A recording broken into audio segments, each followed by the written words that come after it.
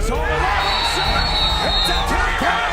First Behind the back, highlight real goal. crisscrossing, Stanwood, Conley, feet in front. Matisse scores! Hat trick for Kyle Matisse. Low shot into the corner, and another goal for Logan Schuss.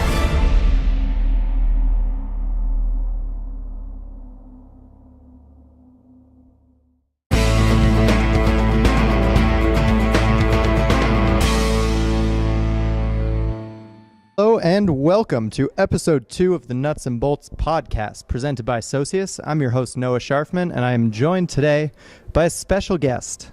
He played in his first MLL game back in a couple of years last week, was named the Coke Zero Player of the Game. Kyle Harrison, thanks for joining me. Yeah, thanks for having me, man. Pumped to be here. So we are sitting in our lovely hotel in Denver getting ready for the Outlaws this week. How do you see this game shaping up? You know, I think every team in this league has players that are capable of dominating a game, and the Outlaws are no different. You know, they clearly had a great run last year. They started off the season with a win. They haven't lost a regular season game in quite some time. So our work will be cut out for us, but we're excited for the challenge. So you had a run with Denver back in the day. They might have not lost a regular season home game since then. What's your insight on how to beat a team at Mile High? Yeah, you know, unfortunately, so my Denver year was the year I tore my hamstring. So I played like the first 2 games of the season, then I was out, and then I played the playoffs, I think, but was coming back off that hamstring injury. So I didn't have too much insight on the team, but I know they're a first-class organization. They've got great coaches, great leadership. As far as how to go about beating them, man, I think you do your homework just like any other game. You watch film, you study tendencies, and you go out and you execute your coach's game plan. So I know we just came from a little film session. Our coaches are really dialed in. They're giving the guys the tools for success. To get the W tomorrow, how are we going to do it? How are we going to do it? We're going to have to be efficient on the offensive end. You know, they've got a great goaltender in Jesse Schwartzman, and they got some guys who can cover the ball, so we can't waste shots. We got to make sure we're really selective and put our shots in good spots. We got to, be good at the face-off X, and you got to be good in the goal. I think that's no different from any other lacrosse game. You got to have good face-off play, good goalie play, and efficiency in the offensive end. I think that would be the easiest way to sum up what we did last week. We came out, we led the league in face-off percentage. Scotty Rogers, our goalie, put up massive numbers, and the production from the offensive side of the ball was there, scoring the first 7 goals of the game. How did we start so quickly? I think in this league, and it's not just our team that does this. Every team has guys that just put in a lot of work, and, it's a long off season of training and watching film and working on your shooting if you're an offensive player, or studying folks' tendencies if you're a defensive player. And I think for us last week, it was almost a culmination of a bunch of work that guys have been putting in for months. And, as I said at the beginning, every team's got guys that shoot the ball well, can dodge, can share the ball offensively. So for us last weekend, it just came together, and it's just a matter of building on that. Not getting too caught up. It was the first game of the season, so we're certainly excited about the win, but we can't dwell on that. It's time to focus on the next one, and that's Denver tomorrow afternoon. So we're going to step away from Major League Lacrosse from a little bit.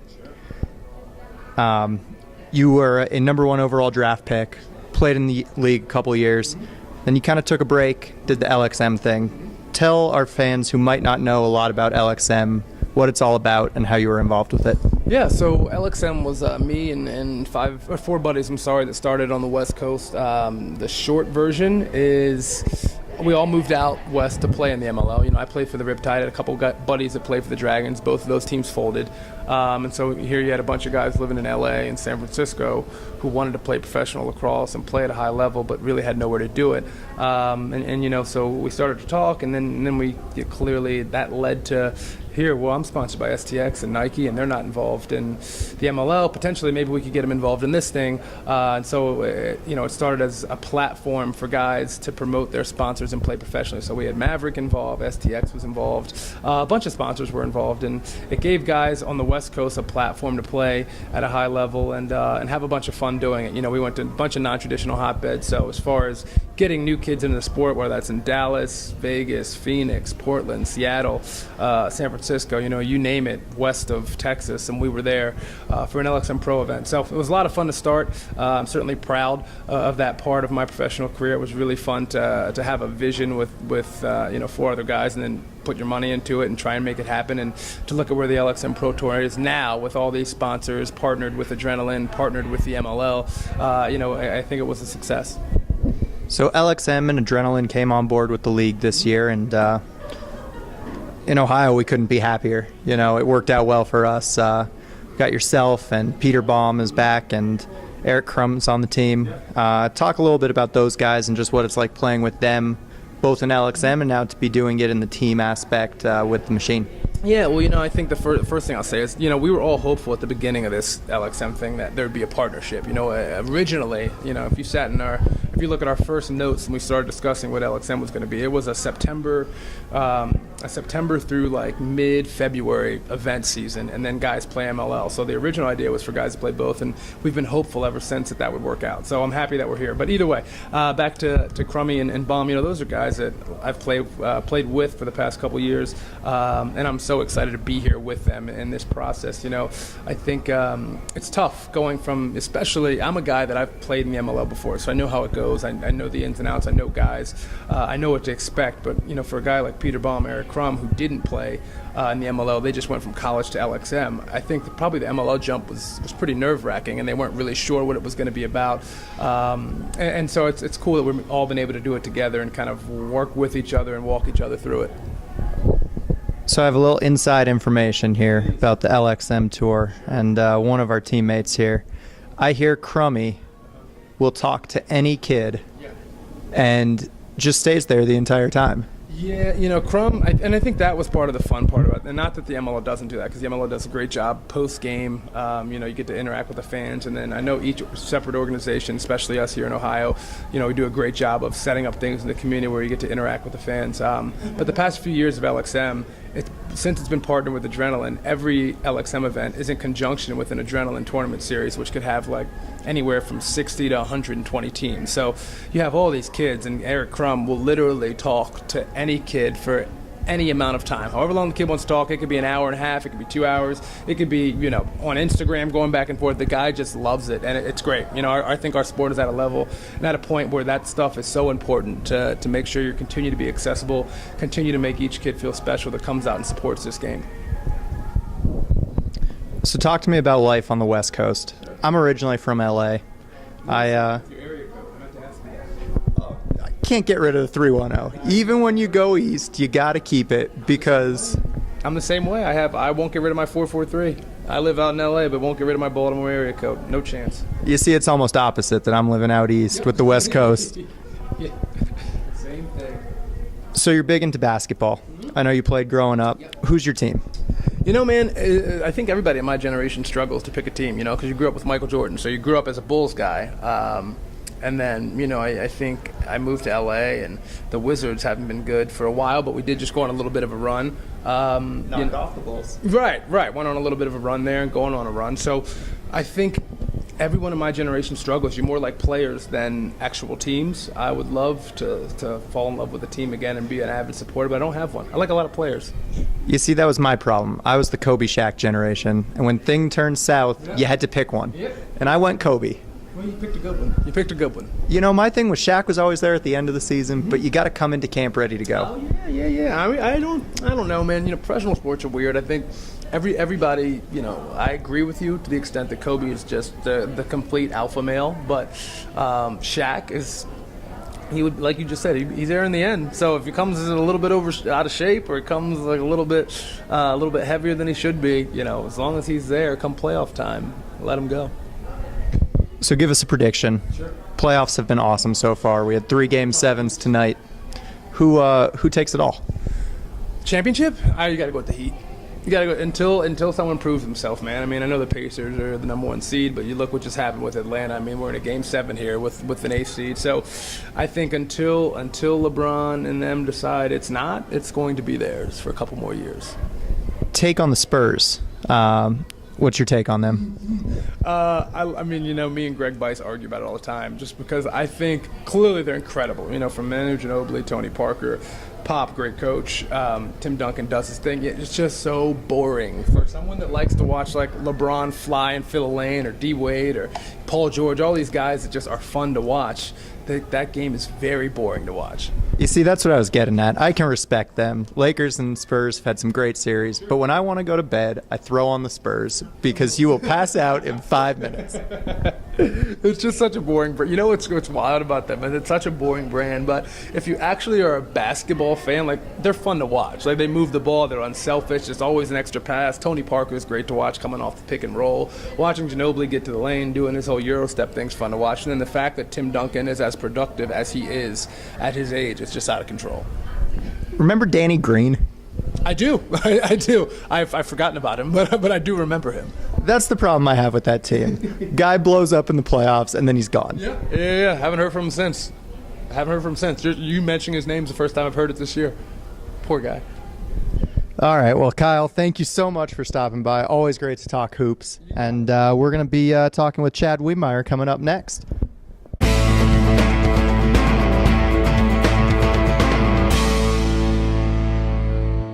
And welcome back. We're joined now by the reigning Warrior Defensive Player of the Week, Chad Wiedmeyer. Chad, thanks so much for joining us. Thanks for having me, Noah.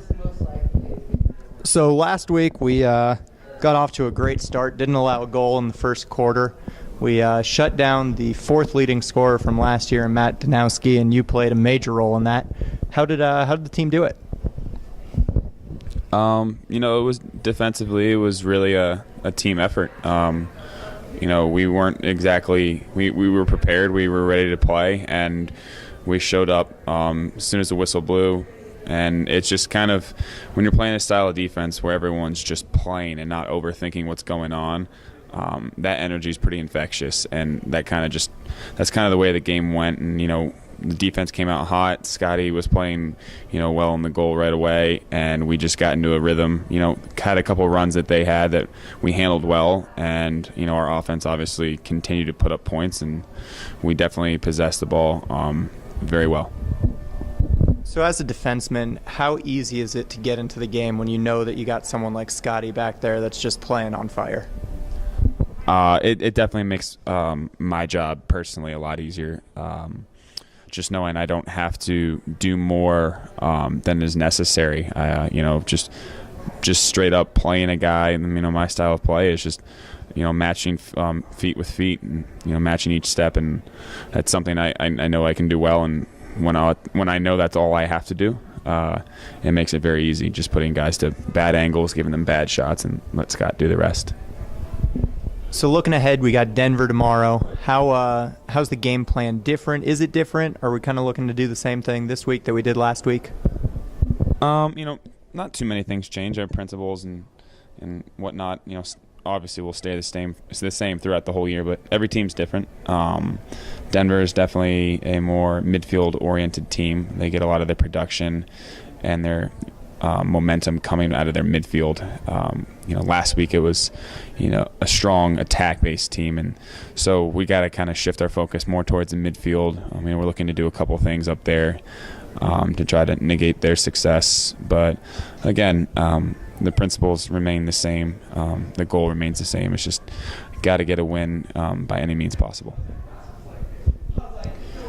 So pivoting away from the field a little bit, you're a Princeton grad. Machine fans know Princeton pretty well with Tom Schreiber, the #1 overall pick from this past year. You got to play with Tom a little bit. Kind of describe his game and what he's going to bring to the teams pretty soon.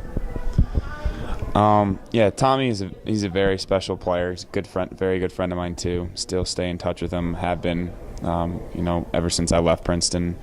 Whenever any chance I can, spend time with him, it's great because he's a great person on and off the field. But in terms of him as a player, I honestly, the only thing I think that I don't think he can do is face off. So he's exactly what you would call an old school midfielder that can do literally anything you ask of him. He can dodge, he can feed, he can dodge from behind, he can dodge from the wings, from up top. He can shoot time and room. He can finish the ball inside. He can play defense. He can play wings. So I think the MLL style of play is really going to play to Tom's benefit as his skill set. I'm excited to finally be playing with another Princeton grad, another Princeton player on the team. So that'll definitely be awesome. So just looking forward to get him on board hopefully next week. So bringing Tom on board, we already have one Bear on the team and head coach Bear Davis. I hear that we have another Bear coming on too. What do you know about that? Yeah, so about that.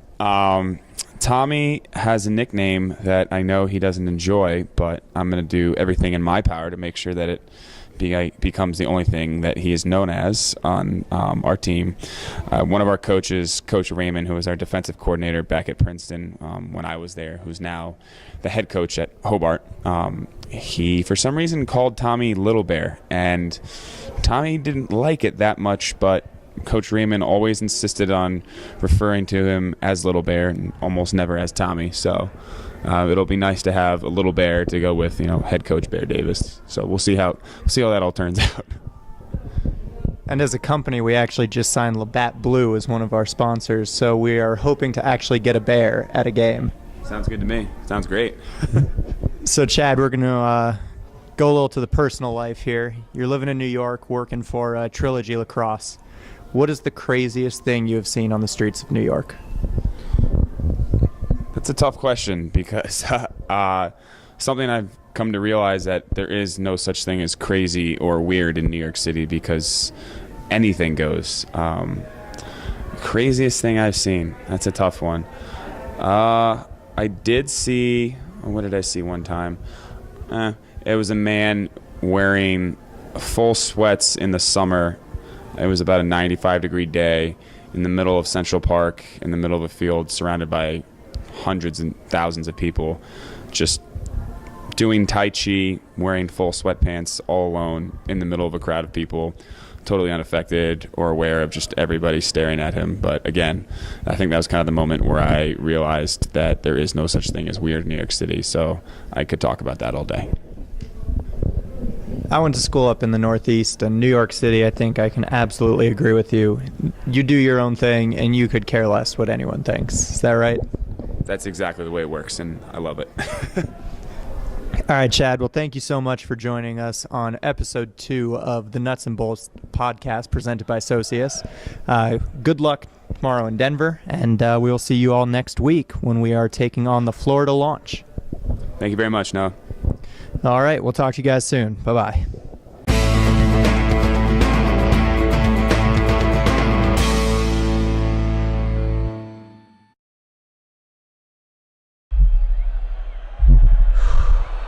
Time to oil up. We check athletes from head to toe before the season starts to make sure you don't hit the wall when it matters most. Teaming up with coaches, athletic trainers, and physicians to keep athletes healthy. Helping you avoid injury and recover quickly to keep you in the game. OSU Sports Medicine. The official sports medicine provider of the Ohio Machine and athletes everywhere.